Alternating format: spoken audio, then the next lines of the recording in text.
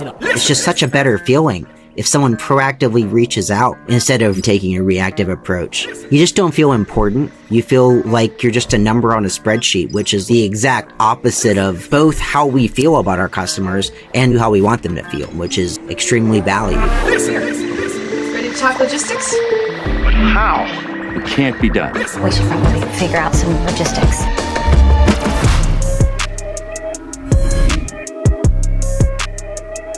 All right, welcome to another episode of Supply Chain Therapy. I am your host, Alex Kent, joined by my co-host, Michelle McNamara. Michelle, what's going on? How are we? Doing well today. I am so excited for today's episode. We have a phenomenal guest today, John Roman, CEO of BattlBox and Carnivore Club. John definitely has quite the resume. After leading several successful sales orgs in telecom and software, he turned his attention to e-commerce. Once he heard that his college friend was launching a survival and outdoor subscription box, as one does, he knew he had to be involved. While he began as an investor, the rapid growth of BattlBox facilitated him joining full-time as CMO and now CEO. John, thank you so much for joining us. How are you? Good. Thanks so much for having me. I'm excited to be here too. Awesome. Well, this is supply chain therapy after all. So let's kick it off with a collective deep breath. We inhale. And we exhale. I'm so much better now. Thank you. That's what we're here for. All right, let's jump right in. So this is supply chain therapy. Alex and I, we just love the drama. So I think we should start with something, a little bit dramatic here. John, do you have any stories of hardships or challenges that you've had to overcome at BattlBox? Yeah, to keep things on theme, supply chain was a huge challenge for us in the second half, the latter part of 2020, really, in the majority of 2021. It was this, I hate to use the word new normal, but there was this new normal of what lead times look like, once something is on the water or sitting outside Long Beach, the expectations of it getting through and to our facility really changed. So it was a constant nightmare for about 18 months, which was funny because when the pandemic happened and people were talking about supply chain issues, we weren't having any. Mm-hmm. And, we went pretty well into the pandemic without thinking we were going to have one. And then all of a sudden we started feeling it towards the end of 2020. And then it was just how it was after that. Were you set up more to ongoing success at the beginning of 2020? I just remember, and all of us do, of the toilet paper nightmares, paper towel nightmares. Were you just set up in a way that you didn't have that pain at the beginning and it caught up to you? Like, what kind of goes into that? I don't necessarily think so. We weren't working out as far out ahead and aggressively as we do now, as we were forced to because of the supply chain issues. We were working out based on, what the time frames were pre-COVID. Yeah. And they were just still working. They were working, and we were like, oh, we should plan out further ahead. But the reality is there wasn't a need to because the turnaround times were remaining the same. So then they just stopped working and stopped being the same. And, 120 days wasn't 120 days anymore. 120 was 180 or 210 or 240. Yeah. So unfortunately, and it wasn't like it was for all of our suppliers and vendors, right? Some, for the most part, went unscathed and some didn't without any necessary rhyme or reason. At least from our end. I'm sure there were reasons, but yeah, it wasn't a problem until it was a problem. Yeah. And for subscription boxes, what is nice is there is a lot that you can plan. Sort of the demand is expected. And so that does make certain aspects of supply chain, easier. But then there are still certain challenges, of course. And maybe because we haven't talked about BattlBox yet, maybe you can give a little bit of the spiel of what is BattlBox and then some of the challenges specifically that you guys were facing. Sure. So BattlBox is in the genre of mystery box. So our consumers, our customers do not know what they're receiving. It's survival, outdoor, camping, adventure gear, right? So anything from an axe to a tent to a cool fire starter to maybe some sort of flashlight device. It's everything in that gambit. But to what I stated at the beginning, it is mystery. And it's not mystery in the sense that, Michelle, you're a customer, Alex, you're a customer. You guys are going to get the exact same box. Taking it a step further, so we do have tiers. So our basic, which is $35 a month, up to our Pro Plus, that's $170 a month. And for both of those is plus sales tax, plus shipping. So you might have a higher tier box where you're going to get everything from the lower tier boxes. So with certainty, Michelle, you could be in a Pro Plus, and Alex, you could be in the basic level, but you both are getting everything from the basic box. Taking it a step further, we're strategic with how we ship because we want all customers to get the box around the same time because of the surprise element. Yep. And because of that, Michelle, you're right. Like there's some great parts of subscription because it's easier to forecast, but the reality is it's the amount we're ordering, no one has on the shelf for the most part, right? Mm-hmm. So these are typically custom manufactured runs. So when you start running into supply chain issues, it's a major issue, right? Because you're only as strong as your weakest link. And if we're missing an item that's in the basic box, that means we can't build basic, advanced, pro or pro plus. In turn, we can't build any boxes. So at that point, it's a larger problem. We're basically halted. We can't do anything at all until that one item gets there.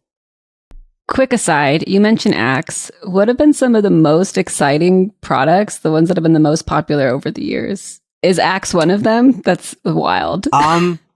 Axe, we've sent out a couple axes. We actually just sent out an axe last month, which we've sent out a few. We've sent out a couple single man tents. We've sent out a 2-man tent, which from a shipping logistical side of the house, I'm sure operations didn't appreciate that one too much.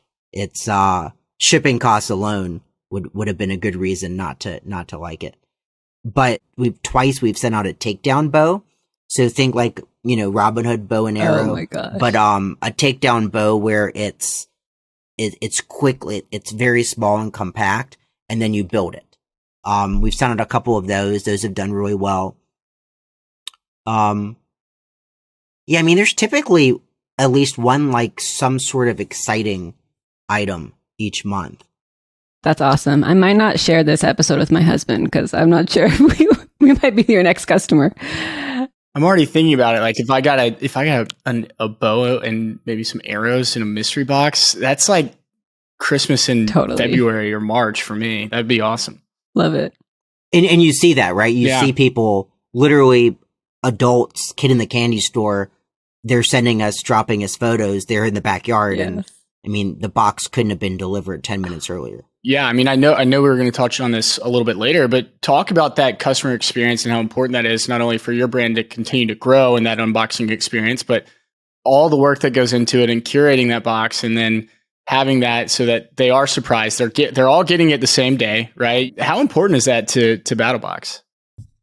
So it's one of the most important things. So, on the prep call, we were talking about content and community. So these are two pillars that we really lead by. And there's not a part of the business that we make a decision on that doesn't take both of those into consideration. And a big part of community, besides the obvious piece, is this Facebook group where it's a members only perk. So you have to be an active subscriber to be in there. Not all customers are in there, but we have a decent amount. I think last count, probably somewhere in the 8,000 or so, 8,500 maybe of our active subscribers are in there. And it truly functions like a community, right? The cool thing is it runs without us there. It just literally is taking these like-minded people that love the great outdoors, love to get outside, whether it's going on a hike or actually camping. It's the full range, and they're forging friendships in there, which is pretty cool. Whether it's trading, maybe people are trading some BattlBox items, maybe they're trading items that they bought on their own, or they're scheduling meetups, or just sharing best practices. It's pretty cool, and it's honestly a little contagious from like an energy level to like watch it in motion. But I say all that to get back to your question. It's of the utmost importance. So there's this value statement of the BattlBox product, and yeah, so you're in the Pro Plus, you're paying, call $170 a month plus sales tax shipping. Depending on your state, you're probably somewhere right around $200. And yes, you're likely going to get, call it $350 worth of gear if you were to, buy it on your own. And that's a huge value statement, but we don't really sell on that. We don't position that. That's to us icing on the cake. We're really positioning our product more as an experience, right? It's less about the products. It's more about the experience, about the community, about the content, about the fact that our entire team is in that Facebook group and readily available and, functioning almost as extended family than someone sending you an X. Yeah. So kind of going back because of the content and community piece, knowing that you are going to have delays for future boxes, how do you approach that to continue with that kind of, the importance of the community and I'll call them your fans, the BattlBox members that are looking forward to that box? Quite simply, radical transparency, right? So, one of the fortunate things, trying to find silver linings in the last few years of COVID, but the whole delays in shipments, everybody was feeling it. By the time we were feeling it, it was extremely normalized. And really the litmus test on how normalized something is in today's culture is, are there memes about it? It was talked about in most media sources. So it was understood. And with it being understood, the gap of having to educate the consumer was extremely abridged and shortened. Mm-hmm. So we said, okay, we're just going to tell them exactly what's happening. Like, some could argue, are we oversharing? And our viewpoint is, well, if this is oversharing, we're just going to overshare. And, we hope that this connection, this community that we have will appreciate that we're just keeping it 100 and we're just telling them how it is. and we did that, right? We said, hey, we're waiting on this one item. We don't want to ruin it for you, but it's maybe we'll give some kind of slight teaser to it, but it was supposed to be off this boat 3 weeks ago, and it's still sitting at port. It's been sitting at port for the past 3 weeks, and we're hearing that it might be another week, and we'd give them kind of the breakdown of when we're expecting it. And then, holding ourselves accountable a little bit in the sense that, okay, we'll be providing an update, either as soon as we have another one or within the next week. Before and even now, having something come late was, the exception, not the rule. It had completely flip-flopped, and it was the exception that everything was going to come in on time for such a long stint. As a consumer myself, that's what I would look for too. If something's going to be delayed, don't make me go and reach out and say, where's my package? Right? Well, did you forget about me? What's going on here? It's more like, if you can get in front of it, I'm going to be okay, I get it. And maybe that's because I'm in the industry, but I think a lot of consumers are like that, and just being proactive and that radical transparency, as you were saying, is important not only for the brand, but it saves you that customer service call that, you're having to take and then track down an order too. If you're just proactive and say, hey, we're going to have delays. I'm not making that call. Right. Yeah. And I don't think it's because you're in the industry or we're in the industry. I think it's us wearing the hat as the consumer. Right. And it's just such a better feeling if someone proactively reaches out instead of reactively answer oh yeah, we're having delays. Like, you just don't feel important. You feel minimized. You feel like you're just a number on a spreadsheet, which is like the exact opposite of both how we feel about our customers and to how we want them to feel. Because we actually want them to feel how we feel about them, which is extremely valued. And that is just, nothing says you're not valued more than taking a reactive approach, right? It's like, it's the same can be said, like, when we're on the other side of the business and we're looking at, vendors and tech partners and partners that we use, shit's gonna go wrong, right? The question is, how do you respond to it? And how do you take it to resolution? How do you communicate that? That's where the separation is. And, I guess we got it right when we decided to take that approach. Yeah, I think content community, that does really, I think like the bottom layer of that is showing that you care. You care about them. So you want to build that community and you want to communicate effectively with them. I think that BattlBox is truly differentiated with their content and community. A lot of brands say that that's important, but I think you guys really do some best in class work. Can we talk a little bit first around how you tie in content and community into the supply chain process, the delivery process, like that piece? Sure. So our procurement process of products is a constantly evolving, constantly getting better and stronger, self-learning, if you will, process. We're learning from our mistakes. And through that process, we've built in easy ways to check a couple boxes. One, for the procurement process, but two, get content.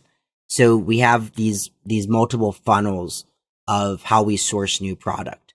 And it's from the suspects you would think, vendors, manufacturers that want to be in our box, internal procurement team, things that they find, things that employees find. But, big surprise, our largest funnel is what customers are telling us they want. So regardless of what funnel it comes in, it eventually gets to the point where we need samples to see if this product is going to check the boxes and ultimately get the BattlBox stamp of approval. Because once we put in a product, we're kind of put it in a box. We're kind of standing behind that product to a certain degree. It doesn't matter that we didn't make it. We're saying this is good enough for us, so we're sending it to you. So it's gotta be of a certain standard. So in that process of us getting the products and testing them, part of, if anybody's listening to this has seen the Netflix show of ours, the whole premise is we're testing gear to determine if it goes in a BattlBox. Well, this is actually, how the sausage is made. This is how we're doing it. So product comes in and Brandon Curran, the face of BattlBox, he goes and he tests the gear. And at the same time of testing the gear, big surprise, we're filming it. And it serves so many purposes, right? One, it's giving us content. Two, it's easily shareable by him to the rest of the procurement team that makes the decision on if a product is going to make it to the next step. Three, sometimes we'll not be sure of a product. Like, we feel good about it, but we're not like all in on it. So we'll share a snippet of that content to our customers, and we'll very open-ended. What do you guys think? Should this go in a BattlBox? And surprisingly, they tell us their opinion and if they like it or not. And if we get a lot of blowback and a lot of comments and engagement that are negative, okay, well, they've kind of answered it for us. It doesn't make it to the next step. We were a little bit on the fence. Now we know with certainty. Excellent. All right. Now, don't think I forgot about the Netflix show. I really want to get into it now. Okay. So I just nonchalantly dropped it in yeah, right? No big deal. Oh, yeah, that Netflix show. Sorry, forgot. Yeah. So let's talk about it. I mean, supply chain, of course. So I am kind of curious, how did you prepare for the inevitable influx of orders? What did that process look like? A complete and utter nightmare. Oh, no. Lucky we threw a dart at a number, and apparently we had played darts before. And if you've played darts before, or even if you haven't, occasionally you get a bullseye, and we somehow nailed the number.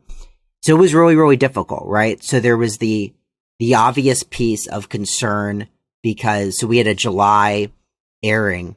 So really we're having to make decisions on these products of this uptick.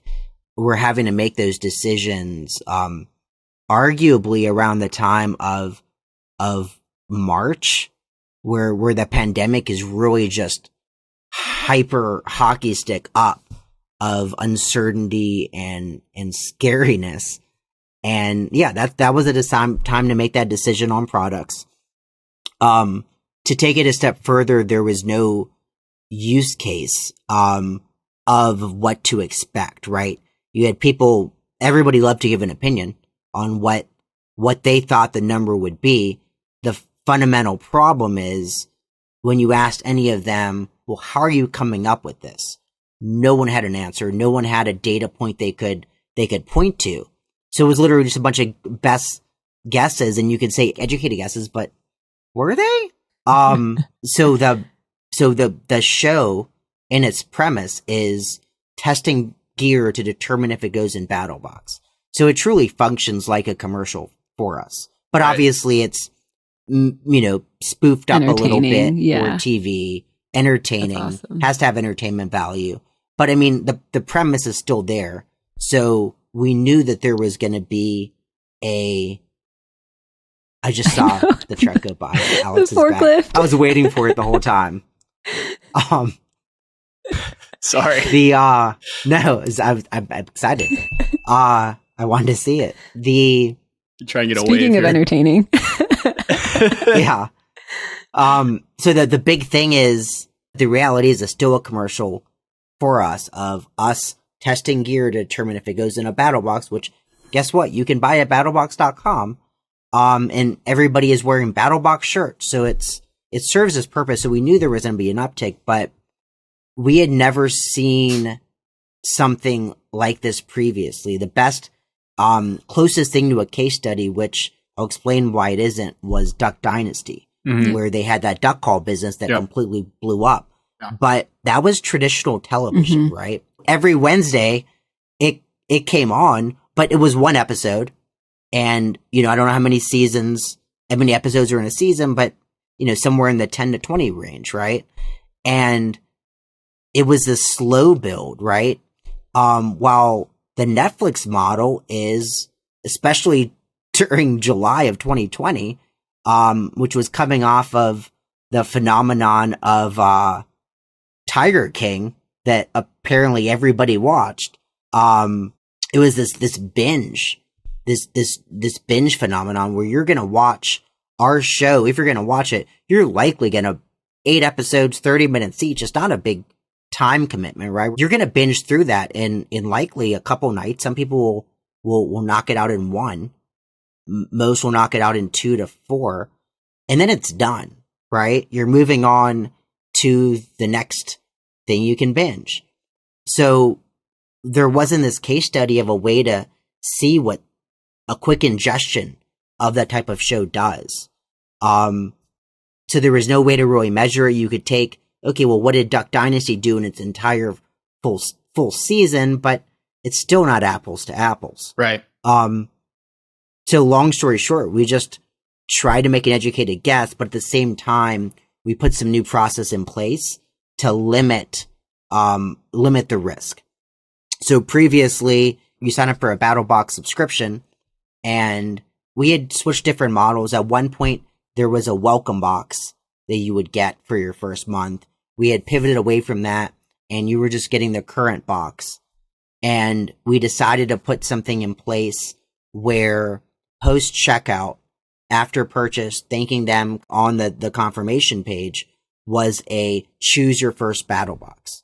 And these were 3 options, which we still use today, that we can dynamically change in real time based on inventory levels, customer experience, whatever variable it is. Change it, and then, Michelle, you check out 10 seconds from now, you're seeing this new option. So we use that as a way to, if we knew that if we missed the number by too much, that we could use this to kind of alleviate that issue. We got lucky and we didn't need to, but it was a great tool to have kind of in case of emergency. Yeah, that's super interesting. I mean, I do think the old way was build the community first, then monetize, like the Duck Dynasty example. And you're really building a case study around create the community and monetize and build that product at the same time. Because right now we're in this stage of, you have their attention now. You need to capitalize on it because tomorrow they're going to be on to the next thing. You need to be kind of ready in that moment. That's super cool. Let's circle back to supply chain for subscription boxes. One of the key pieces is having a consistent customer experience across every box. And can you talk a little bit about how you ensure that consistency and that ultimate customer experience? Yeah, so it's not easy, right? I think we always obviously have to lead and take that into consideration, but we're constantly remeasuring it, right? I think the best way, and this is a generalized answer by design, because I think a generalized answer is best here, for whatever specific brand, you have and you're managing and you're trying to provide a good customer experience, that customer experience piece is always going to be slightly different, right? It's going to be something that actually speaks to your audience. That's the given, and that's the variable that's different. What should always be the same is remeasuring. And how do you remeasure, right? Talk to your customers, get feedback, whether it's via surveys, doing small case studies where it seems crazy and you can argue it's inefficient, but picking up the phone and calling some customers and just talking to them, right? You'll be shocked at, one, how much that means, right? Like, put yourself in the flip side, like Alex was saying, as a consumer, I like proactive. Can you imagine a company calling you and like genuinely wanting to know, how can we do a better job? How can we continue to earn your business every month, or insert frequency here, and caring, right? One, you've probably gotten that customer now. Their LTV, I don't have the data to support this, but I can make the assumption that their LTV just shot up, right? Yep. Like, they are, if they weren't a fanatic before, the likelihood of them moving to fanatic status is exponentially increased. But also, they're giving you their hard-earned dollars. They likely have an opinion on what a superior or better product or a way we can improve is.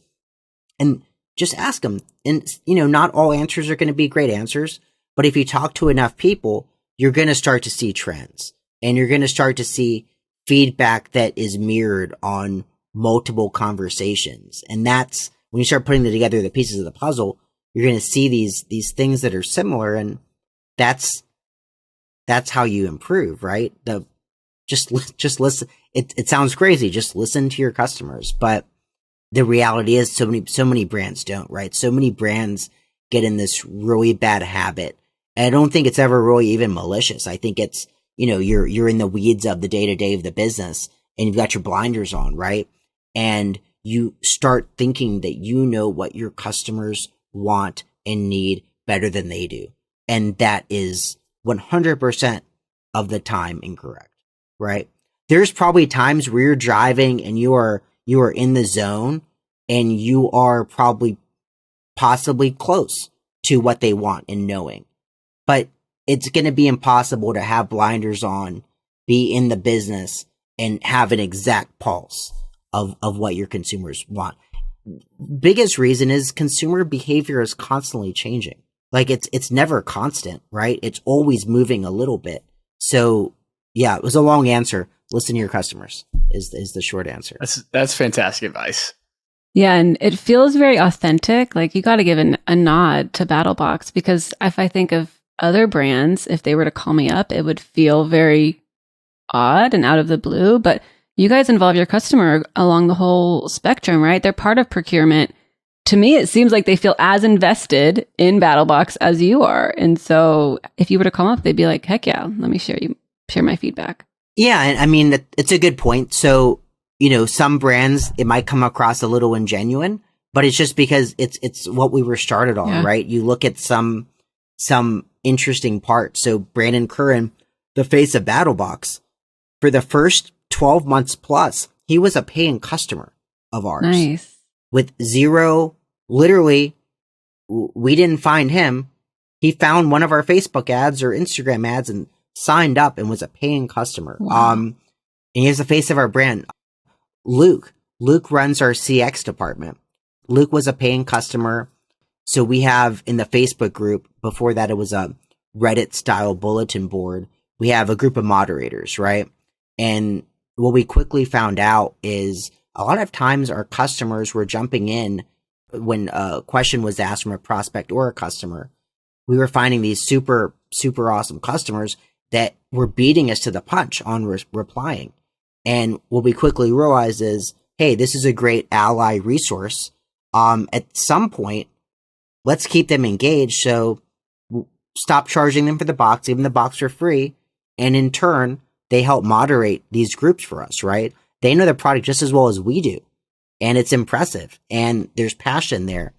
I'm curious, John, obviously a lot of brands, outside of BattlBox, I think a lot of brands will react to the negative feedback. And in today's world, you're more likely to, there's all kinds of studies out there that say you're more likely to post a negative review than a positive one.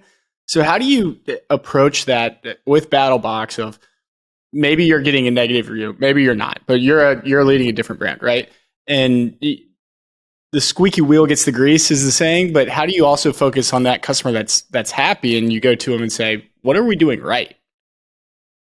Yeah, so unfortunately the squeaky wheel does get it sometimes. They don't get all of it, right? So our resources are allocated appropriately where unfortunately if you're super loud and whether you're right or wrong, everybody, one of the great things about the world is everybody has some sort of platform to communicate. Typically it's social media because it's normally not the happy customers that go out of their way. That's right. And we do have to, and we do, it's a priority. I sent a screenshot following up on one earlier today. I was pure curiosity on how it was resolved.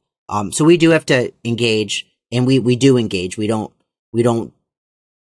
act like it doesn't exist. We go as fast as we can, full on. Let's engage with this customer. Taking it to the other stuff. So we do it's an internal survey.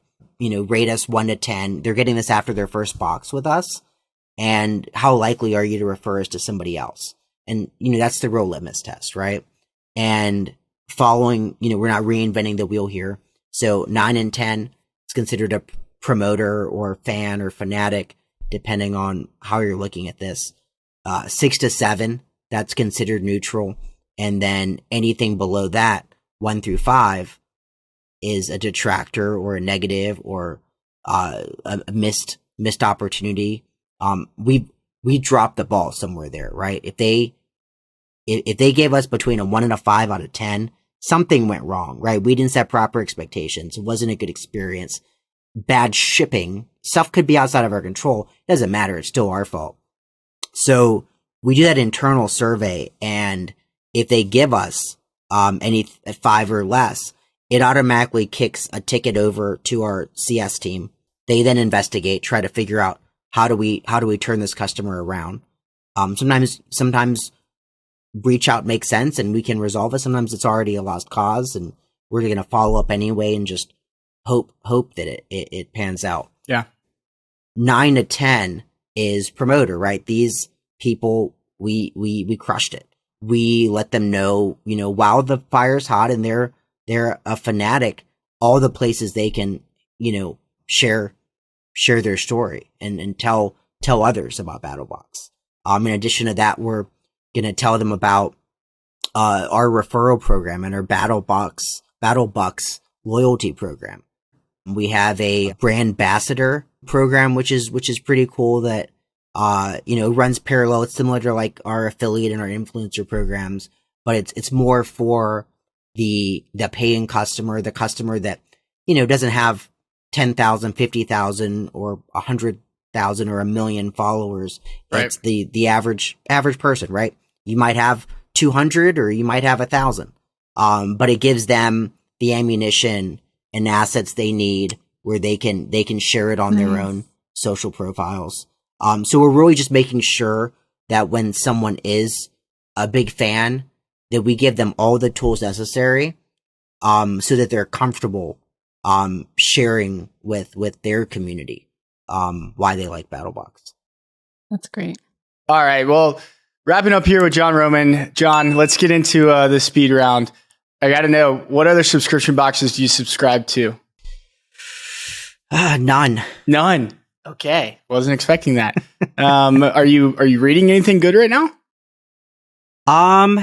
So right now the content I'm ingesting is very heavy on community content. Michelle, you had spoken to how, our order of businesses and revenue and content and community is your non-standard. I think it is the non-standard, and I think the other way is probably easier to replicate. And I'm interested in how do we replicate this to grow both a mile wide and a mile deep. So right now, what I'm listening to an insane amount of podcasts and ingesting a large amount of YouTube content on both. I'm oftentimes going at like 1.5x speed. But it's not what you would necessarily think. It's right now like a lot of Mr. Beast content. Oh yeah. A lot of they're accomplishing a very similar thing on a much smaller scale. The Nelk Boys and the Full Send podcast, both of them and Mr. Beast, I'm ingesting a lot of it right now, just trying to better understand, because for us to replicate it on that side, we need to better understand the terrain a little bit more before we kind of go into it. And that's our goal for 2023, is hire more full-time creators on our team. And I think we need to better understand that world before we kind of jump into it. All right. Last question here, John. What's one thing you do to relax and unwind when you're feeling stressed, when you're done ingesting content? Push-ups. Push-ups. So it's really strange. I do push-ups throughout the day. It started off as I've gotten older, I've started to have a back problem about it a little over a year ago. Finally, after a bunch of different failed ideas, the doctor said increasing your core strength. And because of a back issue, you can't do sit-ups. Yeah. Push-ups was the answer. And I've somehow done daily push-ups, and it's like anti-stress, working on core, personal goal. It's weird. The power of doing push-ups every day somehow has changed me like fundamentally and exponentially in the last year. Wow. I love it. I think you've convinced me. I might start doing push-ups. Love it. and I'm super like dependent on people. If it's just me doing it, I'm not going to do it. So I've created a text group with a couple other friends, and we have to text each other when they're done. Nice. Each, like, for the accountability. If it doesn't hit the text group, it doesn't count, which is like silly and very childlike behavior, but it holds me accountable. It's that community again. I love it. All right, John, thanks so much for the time today and coming on Supply Chain Therapy. Really appreciate it, man. Hey, thanks guys for having me. Really appreciate it too.